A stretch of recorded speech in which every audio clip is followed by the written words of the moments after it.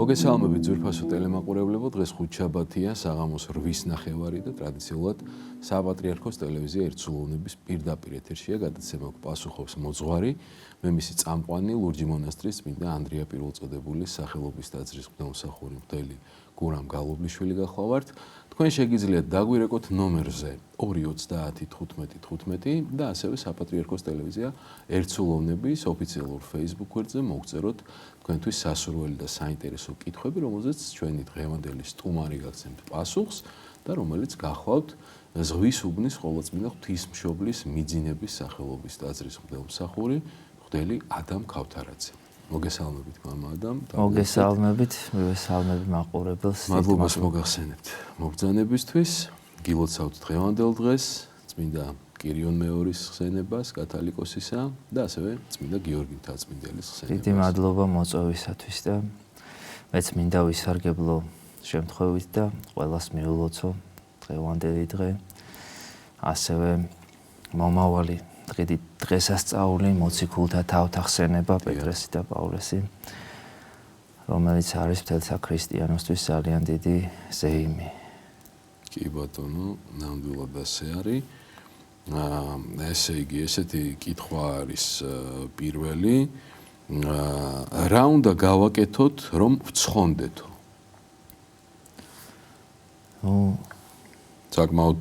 საკმაოდ ვრცლად შეიძლება ამ კითხვაზე საუბარი, მაგრამ უპირველეს ყოვლისა უნდა ვეცადოთ, რომ ღვთისმძნებები აღვასრულოთ. რასაც უფალი ბრძანებს სახარებაში, არაერთხელ, რომ ვინც ირწმუნებს ჩემსას და დაიცავს ჩემ ცნებებს, ის იქნება ჩემთან, ის გადარჩება, ის იცოცხლებს მარადიულად. უპირველეს ყოვლისა ეს არის გასაკეთებელი ღვთისმძნებების დაცვა. ხოლო თუ უფრო ვიწროდ ვისაუბრებთ, უფრო დავაკონკრეტებთ, შეიძლება გამოვყოთ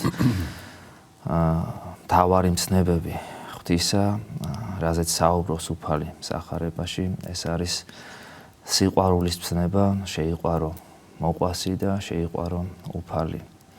ამ მომცნებაზე არის ყველაფერი დამოკიდებული.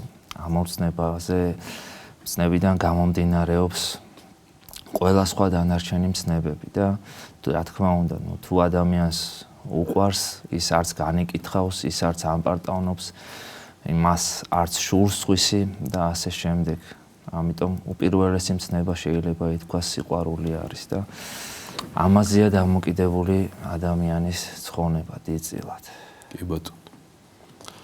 ესეთი კითხვა არის დავითი გვწერს, სულიერი ცხოვრებიდან გამომდინარე ადამიანმა ჯანმრთელობაზე რომ იზრუნოს, ამაში ცუდი და მიუღებელი თუ არის რამეო?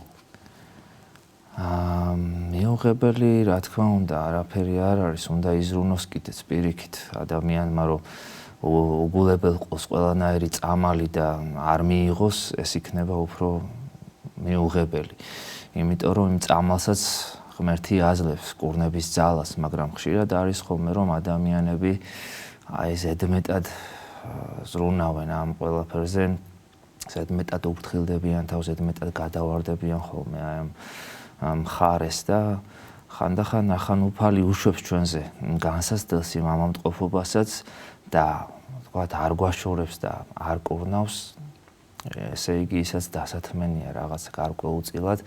აი როგორც მახსენდება პავლე მოციქულის ცხოვრებაში არის მის ეპისტოლეებში ერთ-ერთი ასეთი ადგილი, რომ ვებედრე უფალსო, რომ მოეშორებინა ჩემგან ეს რაღაცა სატანჯველი, მოკლედ ისი არის იქ ნახსენები, წმინდა მამები საუბრობენ, რომ ეს იყო გარკვეული ავადმყოფობა, რომელიც მას ტანჯავდა და უფალმა უთხრა, რომ კმარს შენ და რამე თუ მადლი ჩემი უძლურებასაშინა ეხილვების. ანუ მან დაუტოვა ეს, არ მოაშორა ეს ყველაფერი, რადგან ამითაც შეიძლება რომ ადამიანმა ღვთის მადლი მოიპოვოს, თუ კი დაითმეს ის აი ამ ავადმყოფობასაც უდრტვინველად. კი ბატონო. მაყურებელია ეთერში, მოვისმინოთ კითხვა. გისმენთ, ეთერში ხართ? ესეთი კითხვა მექნებოდა. როდესაც მარხვა ციცავს ხოლმე ძალიან რთულია. ზოგჯერ გვეუბნებიან, რომ რა საჭიროა ეს მარხვა. და ბიბლიის სიტყვებით გვეუბნებიან, რომ ისო კი არ შემომავალი კი არ შეაგინებს უბრალოდ როგორც არის არამედ ის რაც ის შეგვაგინებს რაც გამოდის პირიდანო და მოკლედ ყველანაირად ცდილობენ რომ მარხვის სიდიადე წარმოჩინდეს ცუდად და არაფრად მიიჩნევენ ამას და როგორ მივაყოლოთ რომ დავიცავთ ჩვენი თავი საინტერესო კითხვაა ძალიან მადლობთ ზარისთვის მადლობა კითხვისათვის პირველ რიგში ის უნდა ითქვას რომ რა თქმა უნდა ადამიანმა მარხვა უპირველეს ყოვლისა არ უნდა დაიყვანოს მხოლოდ საკვებზე და ეს ამას ისინი მარხვაში გასტრონომიული მხარე ბოლო ადგილზე რა თქმა უნდა ეს მხოლოდ დამხმარე საშუალებაა იმისათვის რომ ადამიანმა თავშეკავება გამოავლინოს სხვა დანარჩენში რა თქმა უნდა შეიძლება ითქვას რომ უფრო ტექნიკური მხარეა ეს დამხმარე როგორც თქვენ და გამომავალი შეაგინებს ადამიანს და მარხვა არის თავშეკავება ყველაფრისაგან, ყოველგვარი უკეთურებისაგან, თუ გინდ საუბრისაგან, ზედმეტი განკითხვისაგან, ველციტყვაობისაგან, გინებისგან, ნებებისაგან და ამ ყველაფერში თავის შეკავებაც გვეხმარება. რა თქმა უნდა, ამის გარეშე არ გამოდის. ამ ყველაფერში საკვებისგან თავის შეკავება არის დასაწყისი, რითიც ადამიანმა უნდა ასე ვთქვათ ამოსდოს ლაგამი ამ თავის ხორცს და შემდეგ უკვე სხვა რაღაცებზეც შეიკავოს თავი და არა მხოლოდ საკვებზე, არამედ ყველაფერზე, რაც გვაშორებს ღმერთს, ყოველგვარ ნებისგან უნდა შეიკავოს ადამიანმა თავი. გენაცვალეთ, გაიხარეთ მამაო, ზარი არის ეთერში მოვისმინოთ კითხვა. გისმენთ ეთერში ხართ? დამლოცეთ მამაო. მერთმა დააგლოცოთ, გაიხარეთ. დამლოცეთ მამაო. მერთმა დააგლოცოთ. მინდა ერთი პატარა განმარტება თქვენგან. დიახ, ის. გულიც მინდა დაბადე ღმერთო. ჩემთან და სული წველი განმეხლე გვამსაჩემს ესა ნუ განმაგდებ მე პირისა შენისაგან. აი ბოლო ფრაზა. სულსაც მინდაცა შესა მივიღებ ჩემგან. აი ეს ბოლო ფრაზა გამიმარტეთ შეიძლება. კეთილი, მადლობთ ზარისთვის. დიახ. ანუ ადამიანი ღმერთისაგან ითხოვს რომ სული წმინდის მადლი არ წაერთვას მას, რადგან ძალიან მნიშვნელოვანია რომ ჩვენ შორის იყოს მადლი სულისაწმინდისა, რომელიც აღავსებს ჩვენ მთელ შინაგან სულიერ სამყაროს და ადამიანს ანაყრებს, ასე ვთქვათ, ანუგეშებს და აძლევს ძალას და სიხარულს და აი ამისი გამოცლა არის ძალიან დიდი ტრაგედია.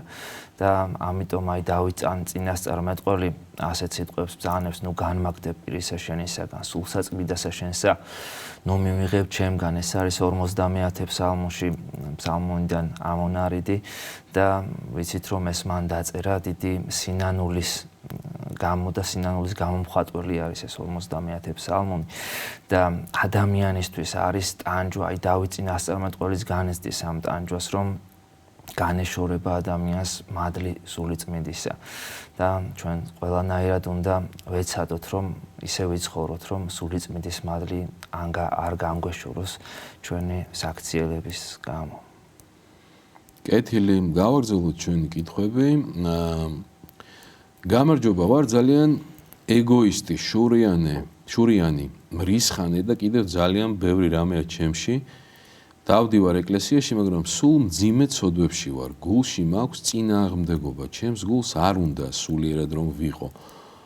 მაგრამ ვიცი ეს ვერ გადამარჩენს. როგორ მოვიქცეო?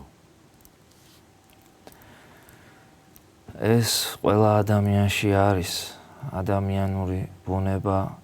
ყოველთვის ეწინააღმდეგება სულიერ ცხოვრებას, ჩვენი ხორციელი მხარე ყოველთვის ეწინააღმდეგება სულიერს და ეს განუწყვეტელი ბრძოლა არის, სანამ ჩვენ ხორცში ვართ, სანამ ჩვენ მიწაზე ვართ, მუდმივად მოგვიწევს ამასთან ბრძოლა, ასე ვთქვათ და უნდა ვიბრძოლოთ, უნდა გავაგრძელოთ ბრძოლა, უფრო მეტი მოღვაწეობით, რა თქმა უნდა, უპირველეს ყოვლისა სულიერ მოძღვართან შეთანხმებით ყველაფერი და აღსარებით და რაღაცა თუ დიდხანს ასე ცხოვრობს ადამიანი და არ იცვლება, პირველეს ყოვლისა სულიერ მოძღვარს უნდა კითხოს და მასთან შეთანხმებით რაღაცა შეცვალოს, რაღაცა სხვა გამოსავალი ნახოს, უამრავი საშუალება არსებობს, რომ ადამიანმა რაღაცა სხვადასხვა მოსინჯოს, ასე ვთქვათ, იმისათვის, რომ მისი მდგომარეობა შეიცვალოს და გაუმჯობესდეს. კი ბატონო. ნინო გწერს ესეთ კითხვას, იმ დონეს რომ მიაღწევს ტექნოლოგიები, როდესაც შესაძლებელი გახდება ადამიანის ჩიპირებით მისი ადგილმდებარეობის განსაზღვრა ნებისმიერ დროს და ამასთან ერთად ქაღალდის ფულიც აღარ იქნება და ელექტრონულად იქნება ყიდვა-გაყიდვა და ეს ყველაფერი ჩაიწერება. რატომ იქნება ეს ანტიქრისტესგანო? ასე დროს ხომ ვერავინ ვერაფერს ვერ დამალავს, არც ქურდობა იქნება, არც კორუფცია, არც ღალატი დაფარულად და ვერავინ ვერავის მოატყუებს. და არაფერი დაიმალება და ვინც უარს იტყვის ჩიპირებაზე, გამოვა ისე რომ მას რაღაც აქვს დასამალი. და ეშმაკების ხომ კონფიდენციალურობას იყენებენ, სადაც საჯაროობა არ არის. ის ეშმაკის სფერო ხდებაო. ესეთი კითხვა არის. ანუ როგორც მივხვდი, როცა ადამიანები მიიღებენ ჩიპს, რატომ იქნება ეს ანტიქრისტესგან? ძირითადი შეკითხვა ამაში მდგომარეობს. ყველას იდენტიფიცირება მოხდება ადვილად და ვერაფერ ცუდს ისინი ვერ გააკეთებენ ფარულადო. ეს არის კითხვის არსი. კი, ამაზე იოანე ღვთისმეტყველის გამოცხადებაში არის საუბარი, რომ როდესაც გამოჩნდება ანტიქრისტე, აიძულებს, რომ ადამიანებს აიძულებს მიიღონ ბეჭედი ხელზე და შუბლზე და აი ეს ადამიანები, რომელიც ამ ბეჭედს მიიღებენ, აღიარებენ ანტიქრისტეს. თავისთავად ხდება ეს, ანუ შესაძლოა, როგორც ამ ადამიანს გონია, რომ რაღაცა სიკეთეები მოიტანოს ამ ყველაფერმა და სწორედ ასეც იქნება, ასე მოაჩვენებენ და მოატყუებენ ადამიანებს, რომ ეს ყველაფერი სიკეთის სახელით აღესრულება, მაგრამ ვინც მიიღებს ამას, წერია, რომ ის იქნება დამონებული ანტიქრისტეს მორჩილებაში და მას უკვე აღარ შეეძლება, ასე ვთქვათ, თავის დაღწევა აი აქედან. კი ბატონო, გავაგრძელოთ ჩვენი კითხვები. მაინტერესებს საშინელის სამსჯავრო შემდეგ ეშმაკები სამუდამო სატანჯველში ისე დაიტანჯებიან გენაში, როგორც ადამიანთა სულები ჯოჯოხეთშიო?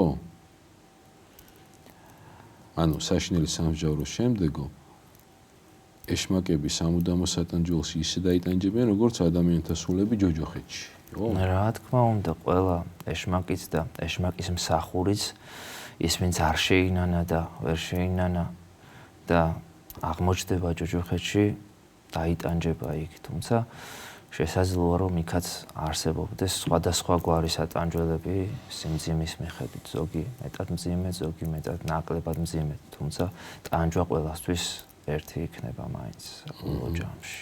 მარიკ წეს როგორ შეეძლო სიმშვიდის მოპოვება და როგორ შეეძლო მოძღვრამდე მივიტანო აღსარება. წლებია ვეზიარები, აღსარებას ვამბობ, მაგრამ 3 თვეა აღსარება არ მithქვამს. დავდივარ ტაძარში ვეზიარები, დავდივარ სადაც ჩემი მოძღვარი მსახურობს, მაგრამ აღსარებამდე ვერ მივდივარო. უპირველეს ყოვლისა, აი ამაზე უნდა იმუშაოთ, რომ გადადგათ ნაბიჯი აუცილებლად ხშირი აღსარება ამ შემთხვევაში ძალიან მნიშვნელოვანი არის.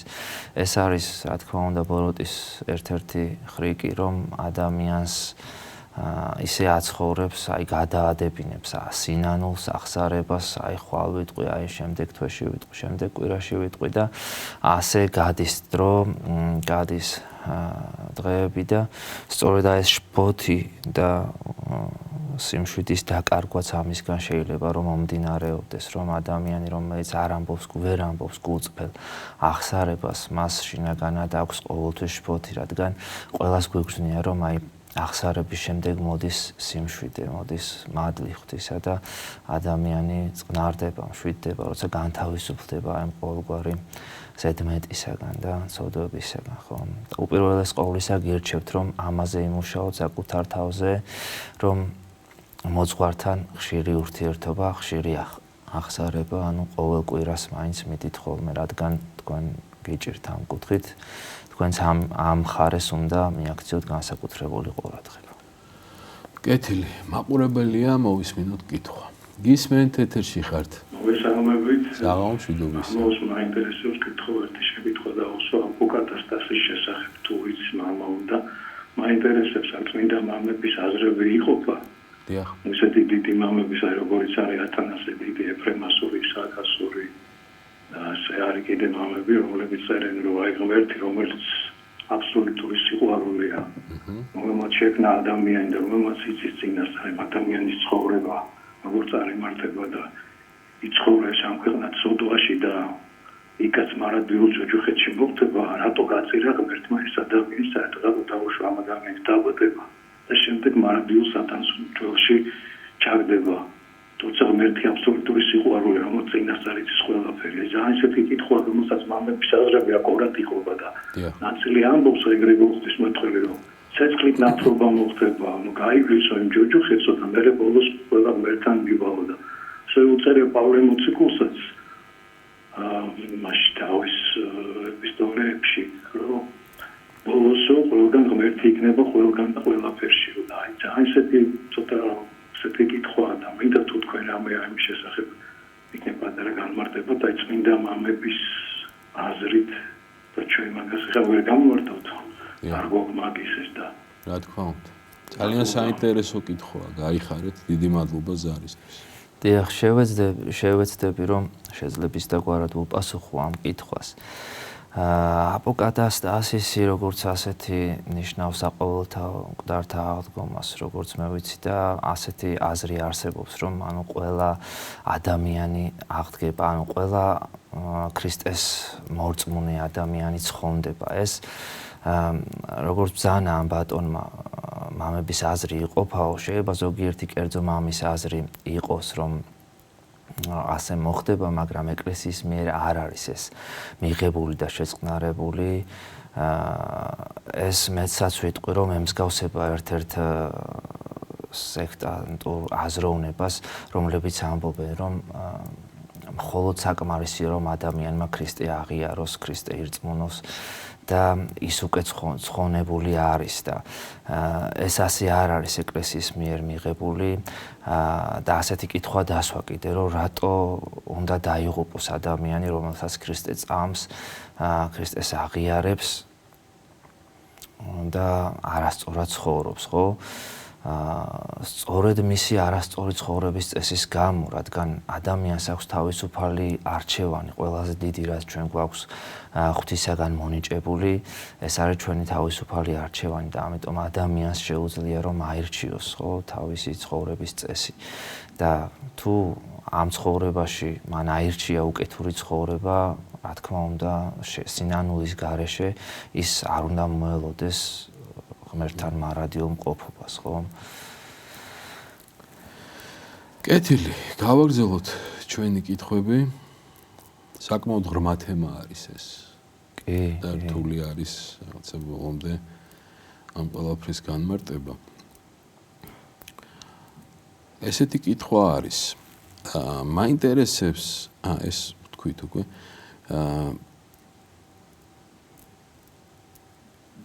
მართლმა დიდებელზე ვიცით რომ ნათლობის დროს სულიწმინდის მადლი გადადის და სხვა სარწმუნოებაზე როგორ არისო?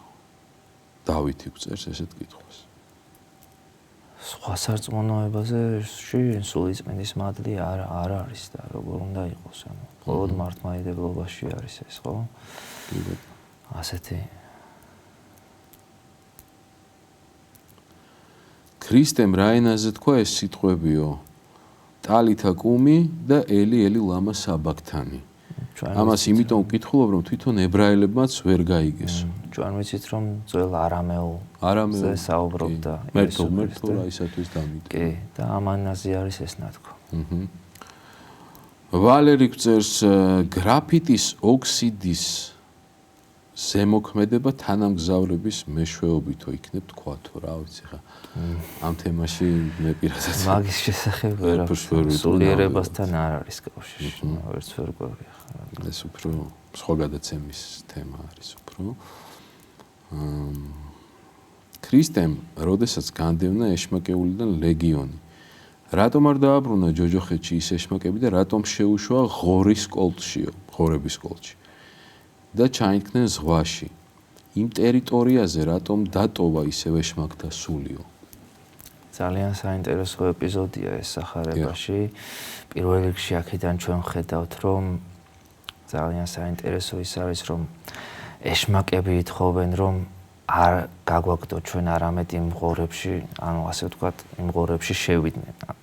აქედან ჩანს ის, რომ ღვთისნების გარეშე ეშმაკს არ აქვს არანაირი უფლება თვითონ გადაწყვეტოს ვისში შევიდეს. ეს ღვთის დაშვებით და ღვთისნებით ხდება. და ღორებში შესვლა კი იმიტომ მოხდა, რომ ადამიანებს ხილულად ეხილათ, რომ აი ეშმაკი ვისშიც შედის, ის დასაღუპად არის განწერული. და ამ შემთხვევაშიც ჩანს და ხვდებიან, რომ ხედავენ ადამიანები იქ შეკრებილები, რომ ეს ღორების კოლტი დაინდგა ზღვაში და იგივე დაემართება ყველა ადამიანს, ვისშიც რა თქმა უნდა ეს ბოროტი ძალა შევა. მაყურებელია, მოვისმინოთ კითხვა. გისმენთ? ეთერში ხართ. დიახ, გისმენთ. გამარჯობათ, κύριε. საღამოშიდობის. ასეთი შეკითხვა მაქვს. ცოტა უცნაურად მოგეჩვენებათ, მაგრამ აი ინვალიდები რატო იბადებიან? ზოგჯერ არის ხო არის რომ ინვალიდებიც იბადებიან და ჯანმრთელები და რატო ამასე რაღაცა ცოდვა არის იმის ბრალია თუ რა და თუ ცოდვა არის ჯანმრთელს არ აქვს ცოდვა, უცოდველი ადამიანები ხო არა ვარ და უბრალოდ მაინტერესებს. მადლობა ზარისთვის. დიახ. ღვთის ნების ჩაწვდომა ადამიანისთვის შეუცნობელია. ჩვენ ვერ ჩავწდებით ბოლომდე ღვთის ნებას და ჩვენ არ ვიცით რას რატომ აკეთებს ადამიანს უფალი. თუმცა მახსენდება სახარებიდან ერთ-ერთი ეპიზოდი, როდესაც აი შობიდან ბრმა არის ერთ-ერთი ადამიანი და უფალთან მიდიან და ეკითხებიან, რომ რატომ იშვა ის ბრმა. დაახლოებით იგივენაირად ჟღერდა ამ ადამიანის კითხვაც. და ამას ცოდა თუ მამამ ამან შესწოდა თავისი ცოდვის გამო თუ მშობლების ცოდვის გამო. და უფალი პასუხობს, რომ არც მას შეუცოდავს და არც მის მშობლებს, არამედ რათა გამოცხადნესო მისზე და ნება ღვთისა, დიდება ღვთისა. და ხშირად არის, რომ აი სწორედ ამიტომ არის ეს ყველაფერი იმ ინვალიდის მშობლებმაც რომ იტვირთონ ეს ჯვარი, მათაც ხოვნებლად შეიძლება იყოს. ასევე თვითონ თავად ის ინვალიდის ტვირთულობს ამ ჯვარს ხო მთელი ცხოვრება, ამას ერძვის, ამით იტანჯება, ასე ვთქვათ და ეს საცხოვნებლად არის. ბევრად ადვილია, რა თქმა უნდა, ასეთ ადამიანებზე ჩვენ ვამბობთ ხოლმე, რომ მართლა აი ამ ჯვარის მატარებლები შესაძლოა ითქვას, რომ ძალიან ამ ადვილად ხვდებიან. და შეიძლება იმ კუთხითაც განვიხილოთ, რომ ჩვენ ცხოვრობთ ასე ვთქვათ 60-დან გამოდევნილ სამყაროში, სადაც უამრავი ცოდვა, უამრავი სიბინძურეა, უამრავი აღრეულია ეს ყველაფერი და აი ამ ყველაფრის შედეგადაც ხდება ეს, რომ ადამიანები თუმცა ღმერთი ყველაფერს ჩვენ საცხოვნებლად გარდაქმნის. ეს არის ღმერთის ერთ-ერთი თვისება, რომ ყოველგვარი უკეთურება სიკეთეთ გარდაქმნას. კი ბატონო, მაყურებელია, მოვისმინოთ კითხვა, გისმენთ, ეთერში ხართ. გისმენთ. ისინი რომ არაყოვენდები? გაიხარეთ, ეთერში ხართ, გისმენთ, ისაუბრეთ.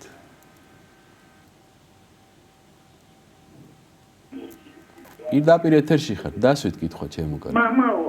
დიახ, ძალიან მაინტერესებს, მოხუცი ქალი ვარ, 65 წლების წილი. ყველასთვის მინდა რომ პატივისცე და ყველას მინდა რომ თან გადავყვე. ვისაც პატივისცე, მამაო. დიახ, გისმენთ. ისაუბრეთ. ხო და მამაო, ვისაც პატივისცემ, პირიქით ისინი უფრო მაჭერენ წილს საკით ბოდიში ამ სიტყვაზე. ხო და რატო მამაო, რა გავაკეთო? ნერვიულობ ძალიანი ამაზე. და რა ვქნა მითხარი მამაო, ეკლესიური ვარ ძალიანი, ყოველდღიურად ვლოცულობ შვილებზე, შვილებზე. დილ არ გავარ ვილოცო, კვირაში ერთხელ დაუჯდომელს კითხულობ. მინდა ნინოზე, ყველა მასე. ხო და აი ნერვიულობ თან რანაირად. და რა გავაკეთო მითხარი, რა გავაკეთო აი მეშინი. გაგახაროთ ღმერთმა. გაიხარეთ. პირველ რიგში მინდა რომ დავამშვიდო ეს ადამიანი, არ ინერვიულობს ასე ძალიან. ნახეთ როგორ არის რომ თუ ადამიანებს პატივცემთ და კეთილს უკეთებთ, ხომ? ნუ დაელოდებით მათგან სამაგიეროს მიღებას. რადგან სხვა შემთხვევაში გამოდის რომ იმიტომ ვაკეთებთ სიკეთეს რომ მათგანაც სამაგიერო მივიღოთ, ხომ? აი უფალი სახარებაში ამბობს რომ ნუ ემსგავსებითო მათ რომლებიც ესე ცხოვრობენ, არამედ თქვენ კეთილი უყავითო მტრებს, თქვენს მტრებსაც კი კეთილი უყავითო და ნუ დაელოდებით სამაგიეროდ. იმათ ასესხეთ ფული ვისგანაც არ მიმოელით რომ ისევ მიიღებთ უკან. და აი ესე უნდა იცხოვროს ქრისტიანმა, ხო? თქვენ სიკეთეს ღვთის წინაშე აღასრულებთ და არა იმათ გულის მოსაგებად, ასე ვთქვათ, იმ ადამიანების და ღვთის წინაშე ეს სიკეთე არ დაგეკარგებათ. და თუ ისინი ამას არ ადაგდებენ და არ გამოხატავენ თქვენს მიმართ პატივისცემას, ეს მათ სინდისზეა და მათ სულზეა, ასე ვთქვათ, ეს ცოდვა მათ მოეკითხებათ, ხოლო თქვენ მშვიდად იყავით თუ კეთილს უყოფთ მათ, იცოდეთ რომ ღმერთი გაგახარებთ ამის გამო. მაყურებელია ეთერში მოვისმინოთ კითხვა. გისმენთ ეთერში ხართ? გამარჯობათ, მამა გურამ. მამა დიახ. ადამი. დიახ. ორი შეკითხვა მაქვს. კი ბატონო. ალო. დიახ, კი ბატონო, დასვით კითხვა. მამა გურამ და მამა ადამი. აი, ერთი შეკითხვა ის მაქვს, ცოტა უცნაურად შეიძლება მოგიჩვენოთ, მაგრამ მაწუხებს. აი, ესკიმოსი, რომელიც ცხოვრობს გრენლანდიაში. ის უბრალოდ ვერ იქნებოდა ქრისტიანი. ხო და ის აფრიკაშიც რაღაცა ტომები როა, ჩამორჩენილები რომ არიან ძალიან და ისე მომთაბარეობას მისდევენ, ხომ არის ესეთი ტომები. ისაც ვერ იქნებოდა ქრისტიანი, ხომ ესია და აი როგორ შეიძლება რომ იყოს რომ ყველას არა ერთი ღმერთიაო, მაგრამ გრენლანდიაში ესკიმოსი ვერ იქნებოდა ქრისტიანი და ვერც ის მომთაბარე ტომის შავკანიანი, რომელიც არის ჩამორჩენილი რო არის რა და ჯერ კიდევ რომ არსებობს ესეთი ტომები. და რატომ ვერ იქნებოდა? რატომ ვერ იქნებოდა მოციქულება მთელ მსოფლიოში იქადაგეს? მამაკაცი ცუდად იდგა ჩემს წინ, მე ვიჯექი და ის იდგა, ხო და ივეთი შენიშნა მამაკაც და ქალები იყვნენ გარშემო და ის მაგივროთო ჩემ მხარე დაიჭირათ. დაიჭირეს მამაკაცის მხარე. განაცხენებული ვარ ძალიან ერთი 10 ქალი ჩემ მხარე კი არ დაიჭირა, იმ მამაკაცის მხარე დაიჭირა და ამ დროს როგორ უნდა მოიქცეს ქალბატონი?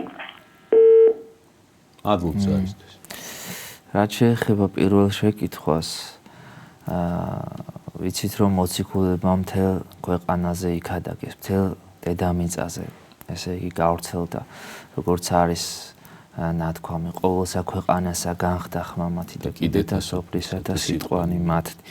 და ეს გვაუწყებს ეს სიტყვები, რომ მთელ ქვეყანაზე არ დარჩენილა ადგილი, სადაც არ უქადაგიათ მოციქულებს.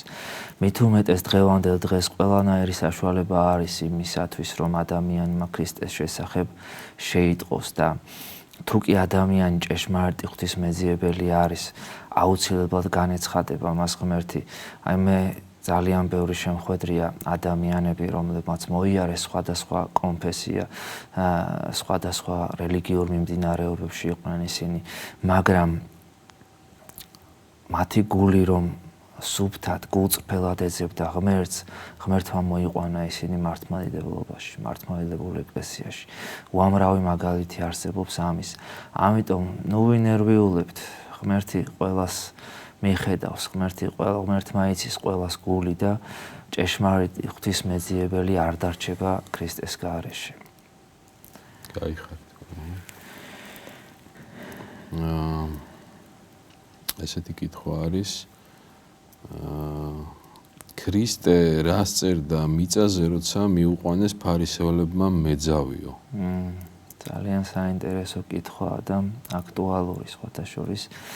იმიტომ რომ სახარებიდან ჩანს რომ უფალი დაიხარა და თითიც წერდა მიწაზე რაღაცას, თუმცა ის რასაც წერდა არ არის ჩვენამდე შემონახული და წმინდა მამები განმარტავენ ამ ადგილს და ამბობენ, რომ უფალი ამ დროს მიწაზე დაწერა აი იმათი ცოდვები, რომლებიც იყვნენ იქ შეკრებილი, იმ ხალხის ცოდვები.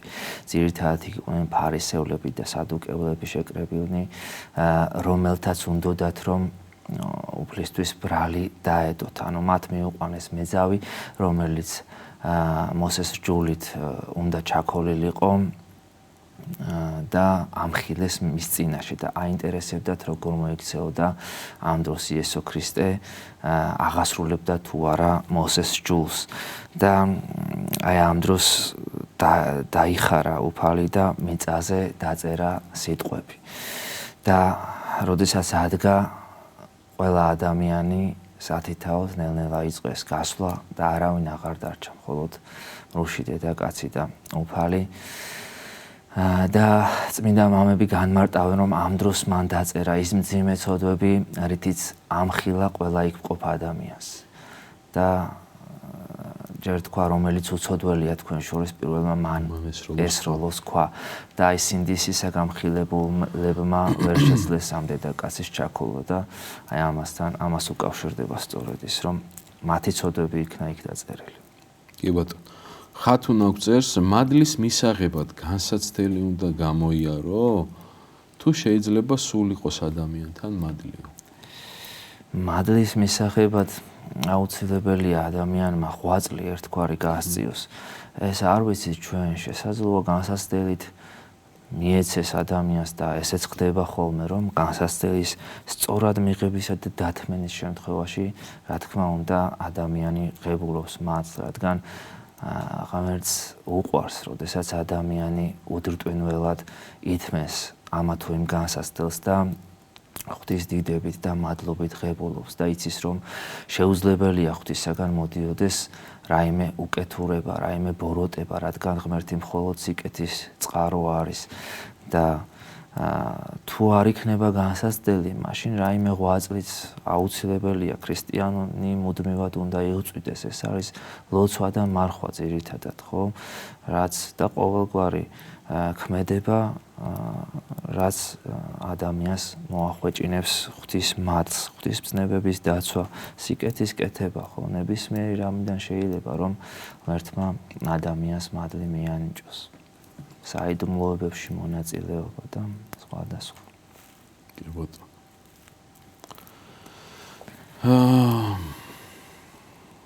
ღმერთმა რომ ადამიანი შექმნა ხორცით და შექმნა როგორც სულიერ არსებად, ამის შესახებ რაიმე ინფორმაცია, მამების გარდამოცემა ან განხილვა თუ არსებობსო და რატომ არ შექმნა სულიერ არსებადო? ანუ კითხვა სულიერი არსება შექმნა, ანუ ანგელო როგორც ანგელოზად ისე რატო არ შექმნა? დიახ. ხო, ანუ შესაქმიდან ჩვენ ხედავთ, რომ ღმერთი ჯერ ქმნის ზეციურ სამყაროს, ასე ვთქვათ, ანგელოზებს, ხოლო შემდეგ მიწიერ სამყაროს. სრულყოფილად შექმნა ღმერთმა ხორცითაც და სულითაც. არა მარტო ცალკე სულით, ან მარტო ხორცით. სულიც მისცა და ხორციც. მაგრამ ერთი რამ მინდა, რომ ხაზგასმით თქვა, ესე იგი მხოლოდ ადამიანთან მიმართებაში არის ნათქვამი, რომ ქმნეთ კაცი ხატად და მსგავსად ჩვენ და ეს არ არის ანგელოზების შემთხვევაში ნათქვამი. აი ეს განსხვავება არის ძალიან მნიშვნელოვანი და ამას ეწოდება საღვთო ბჭობა, ანუ იგივე ყოვლადწმინდა სამების ჰიპოსტასების საუბარი ერთმანეთში, რომ მოდი ვქნეთ კაცი ხატად და მსგავსად ჩვენ და აქედან ჩანს, რომ ადამიანი არის ღმერთის ხატად და მსგავსად შექმნილი და ეს არ არის ანგელოზებთან მიმართებაში ნათქვამი. ეს განსხვავება არის ანგელოზებსა და ადამიანის შექმნის შესახებ. კეთილი. ქრისტე რატომ ეუბნებაო მარკოზის სახარებაშიო დედაკაც ისე რომ შვილებს ვინართმევს საჭმელს და აძლევს ძაღლებსო? კი, გამახსენდა ეს ეპიზოდი, მივხვდი რაზეც საუბრობს. ეს არის სამარიელი დედაკაცი, რომელიც მიდის უფალთან და ითხოვს, უბრალოდ ქანაანელი დედაკაცია, ხო?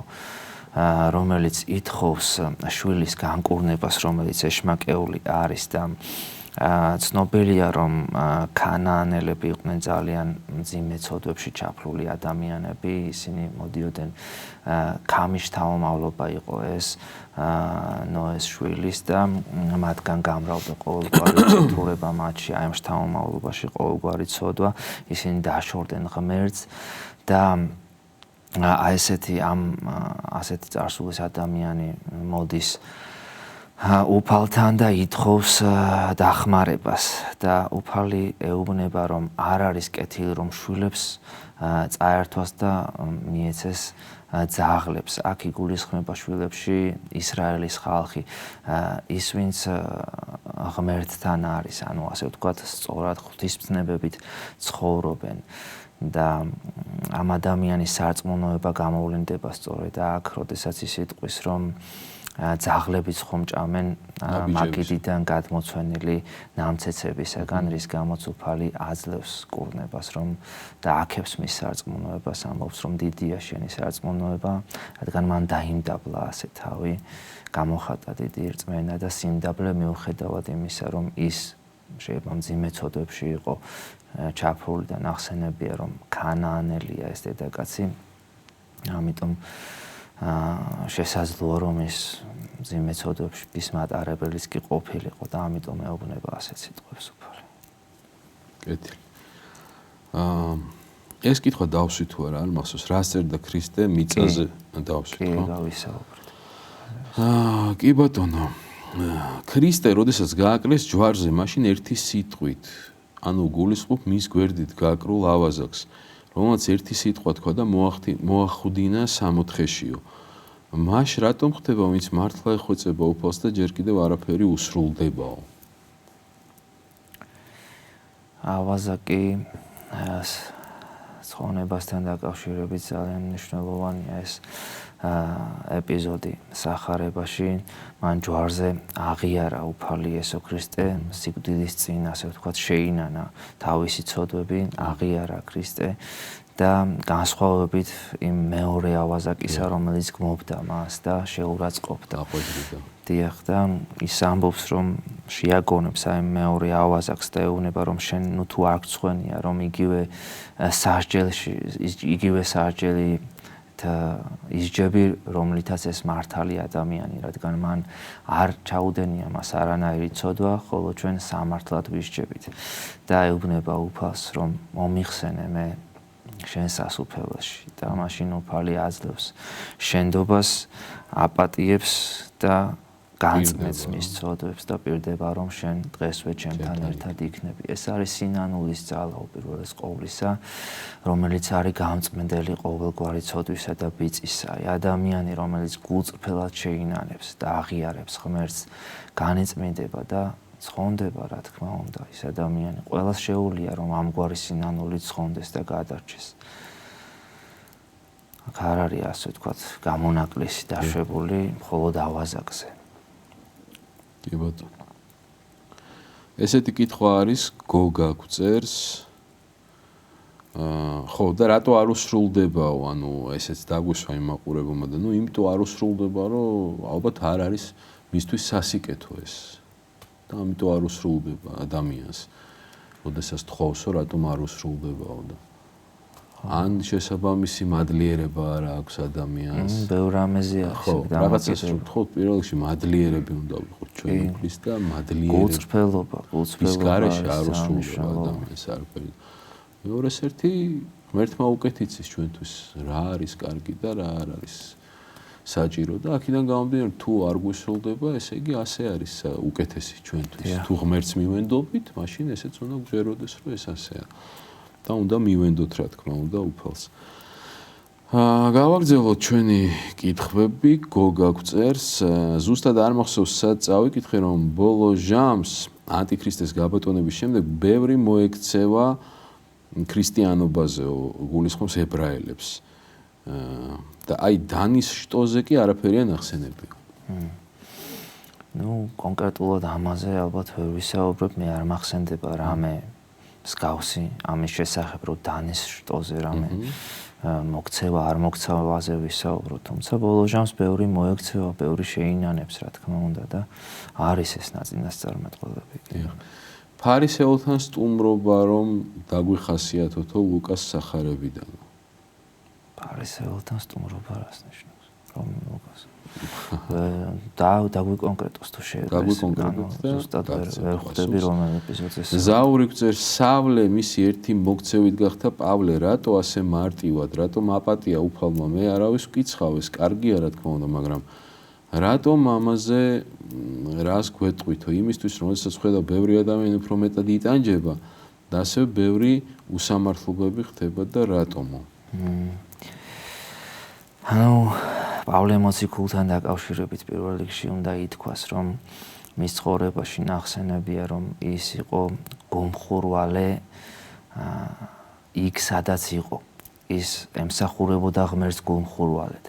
ის იყო ფარისეველთა შტოდან, გამალიელი ცნობილი ფარისეველი იყო მისი მოძღვარი, მასწავლებელი, რომელმაც აღზარდა იგი და ემსახურებოდა მთელი გული და სულით ღმერთს, აი მამათა ღმერთს და მის მცნებებს იცავდა და ნახსენები არის აღწერილია მის ცხოვრებაში, თუ როგორ გულმხურვალედ აკეთებდა ამას და სწორედ აი მისი გული შეიცნო უფალმა, რომელიც არის ყოველთა კაცთა გულთამხილავი და ამის გამო გამოირჩია ის დაინახა რჩეული ჭური, ასე ვთქვათ, რჩეული ჭურჭელი.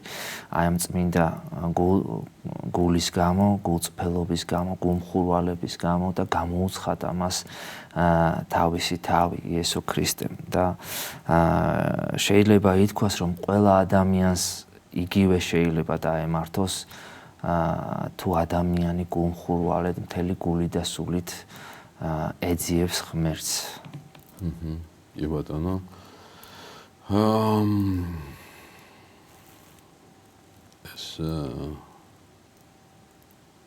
მამუ გაგწერს, რომ ფარისეველი სიმონს გულისხმობ.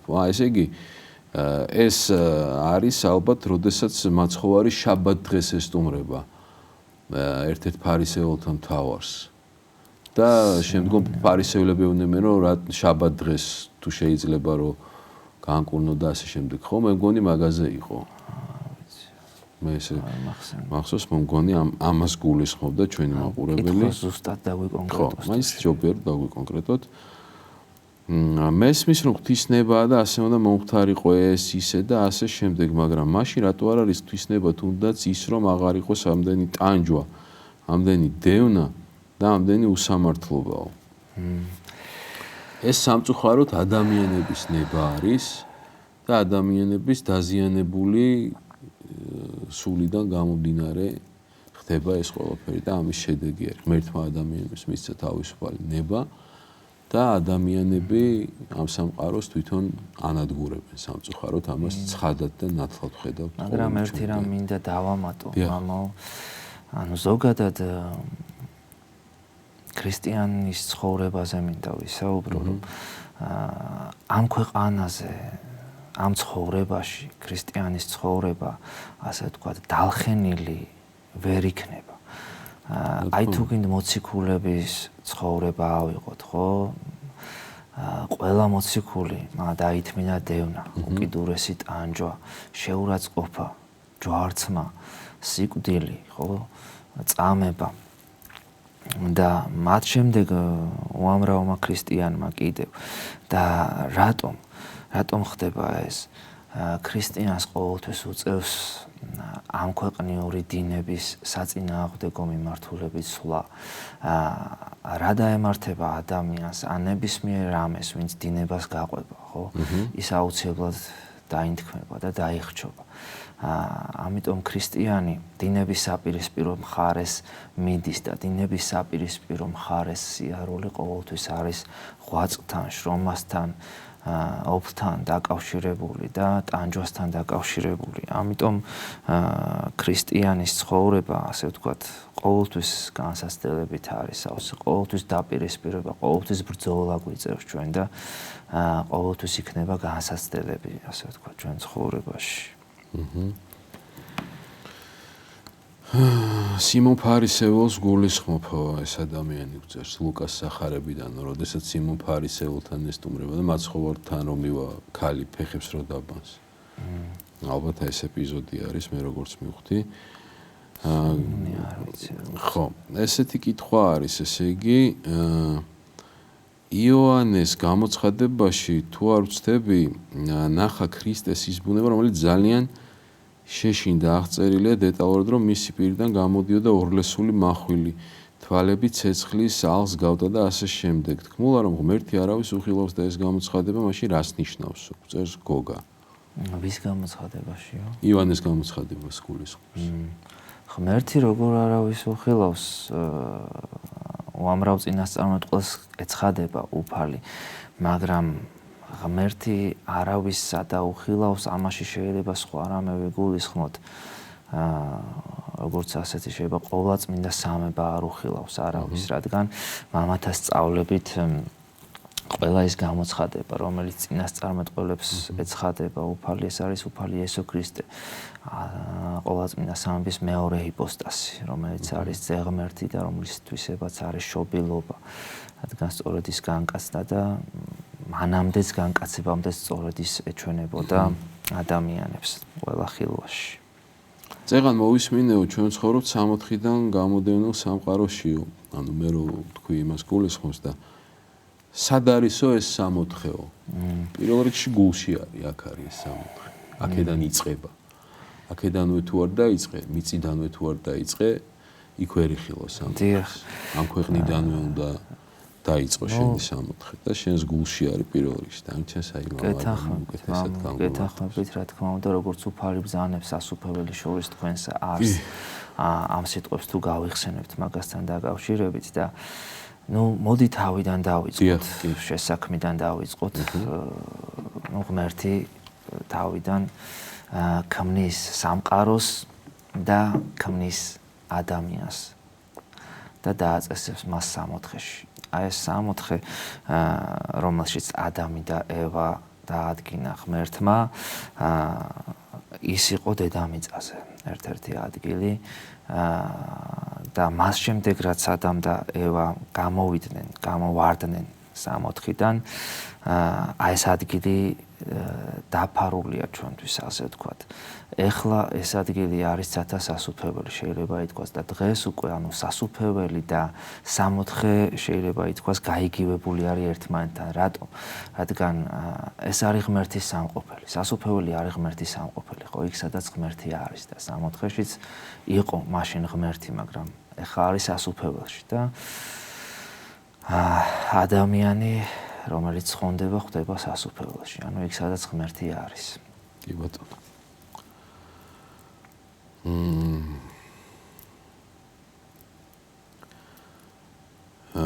ესეთი კითხვა არის, მერიდებაო ამ კითხვის დასმაო, მომიტევეთ თუ ცოდაო, მაგრამ ზოგჯერ ბოროტის მიმართო სიბრალულს გრძნობო, რადგან უღმერთოდაა და ტანჯვაშია.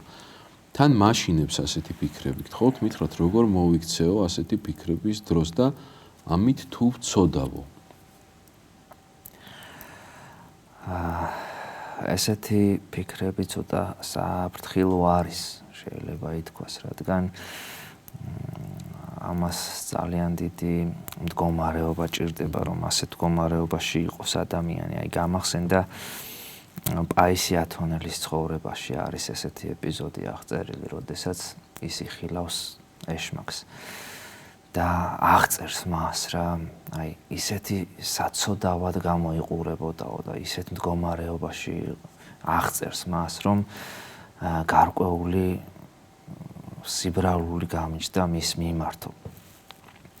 თუმცა რა თქმა უნდა, აქ არ უნდა ვიგულისხმოთ ის, რომ ის მართალია და ანუ დაუსახურებლად იტანჯება ამისათვის. ანუ ასეთი ფიქრები, რა თქმა უნდა, მძიმეა და არასწორი. არ შეიძლება ამის თქმა, რადგან ღმერთი არის ყოვლად სამართლიანი და ეშმაკს არ სურს და სინამდვილე ეშმაკმაც რომ შეინანოს შეუნდობს, მაგრამ არ სურს და მათ აქვს შეუნანებელი არჩევანი, ასეთ ტერმინს ხმარობენ მამები, რომლებიც არ შეინანებენ არასოდეს. მათ გააკეთეს ეს არჩევანი, არის შეუნანებელი არჩევანი. ჩვენგან განსხვავებით ადამიანს აქვს სინანულის ძალამიცემი. და სინანულს უდიდესი ძალა აქვს. შეიძლება ითქვას, რომ ყველა ცოდვაზე აღმატებული არის სინანული და ღმერთის მოწყალება. მაყურებელია, მოვისმინოთ კითხვა, გისმენთ ეთერში ხართ. გამარჯობათ მამებო, დაგლოცეთ. ღმერთმა დაგლოცოთ, გაიხარეთ. ერთი ძალიან მნიშვნელოვანი კითხვა მაქვს, ჩემო ძვირფასებო. პირველ რიგში ძალიან დიდი მადლობა მინდა გითხრათ თქვენ და ზოგადად თქვენი თაობის, ახალი თაობის სასულიერო პირებს, რომლებიც ნამდვილად ხართ საქართველოს ეკლესიის ნათელი მომავალი ძვირფასებო. და ჩემი დიდი პატივიცემა მამა გურამ თქვენ. და მამა და თქვენ მეორეჯერ ხართ სტუმრად თვალწები და ძალიან დიდი პატივიცემით და სიყვარულით ვარ თქვენთან. ერთგული მაყურებელი.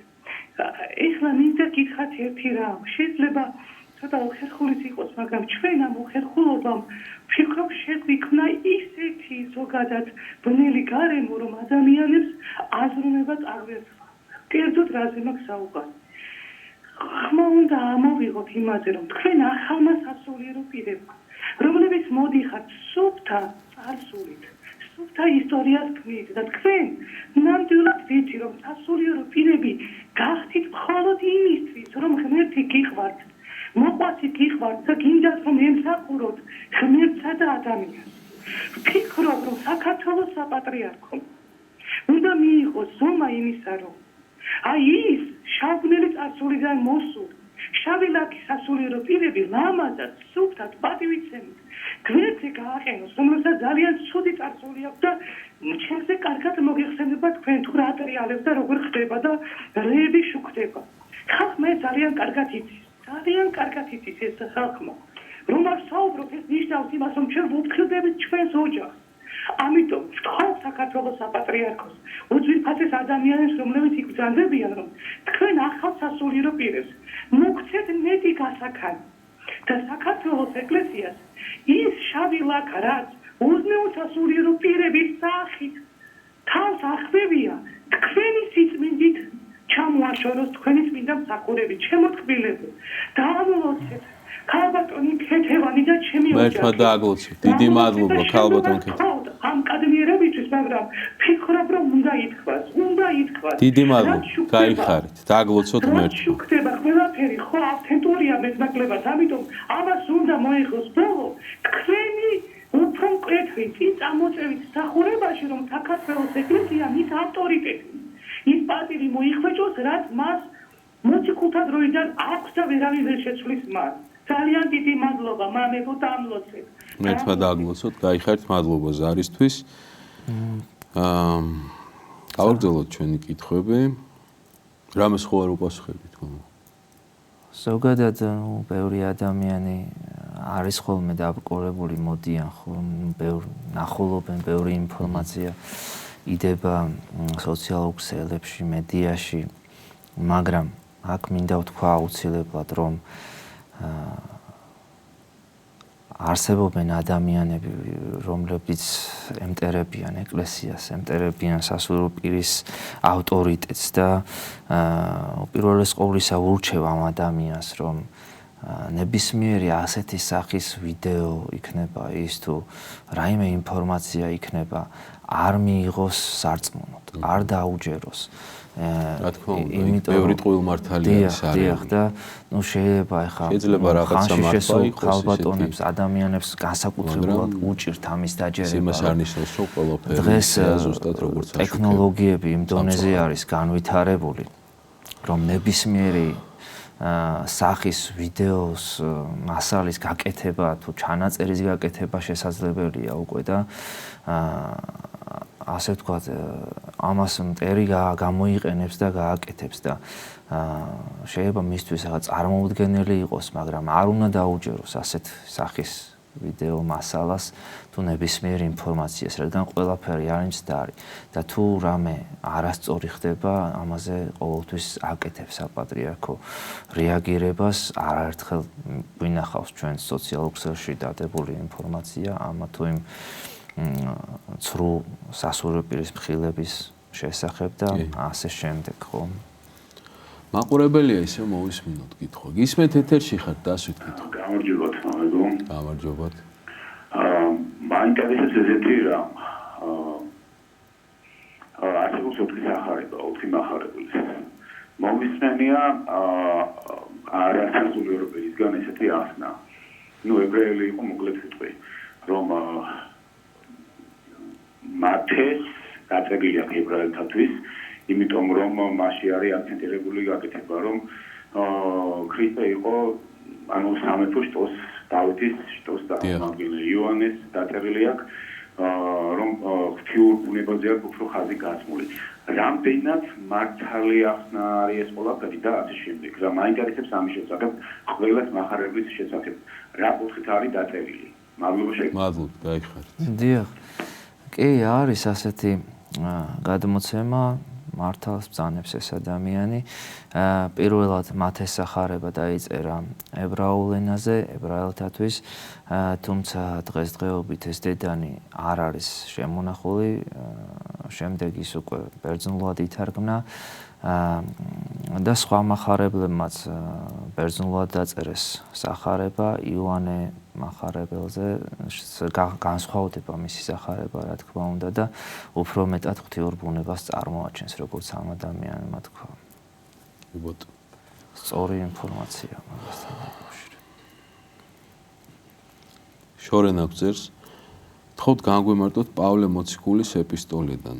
დროებითია ისრაელის სიბრმავე, ვიდრე მთელი წარმართობა არ მოვარწმენაშიო.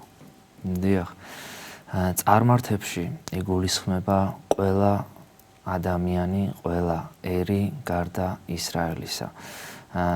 რადგან ვიცით, რომ დასაწყისში ებრაელთა ერი გამოირჩია უფალმა, მათ ეცხადებოდა, მათში შემოინახა ჭეშმარიტი რწმენა, ხოლო დანარჩენი ყველა იწოდებოდა წარმართებად და აი ალბათ ამ ადგილს ვერ გებულობდა ეს ადამიანი, რომ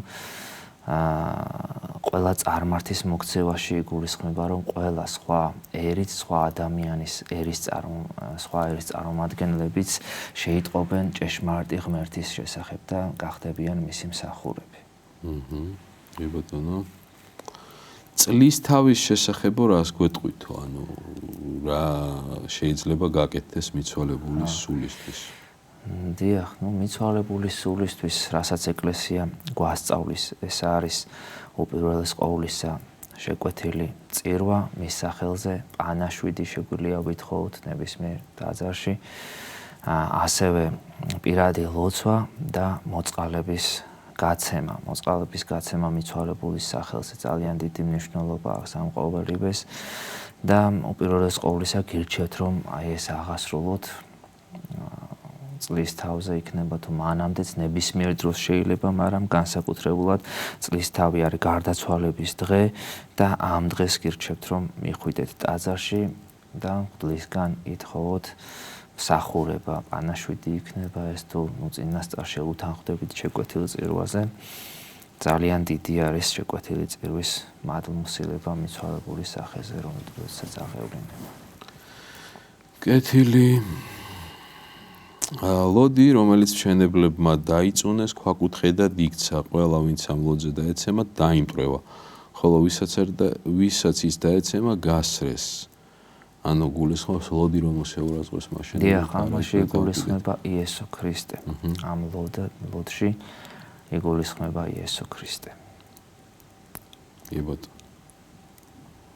განკითხვის ცოდვა ვერ მოვიშორო ვერაფრით და გთხოვთ მირჩიოთ რამე.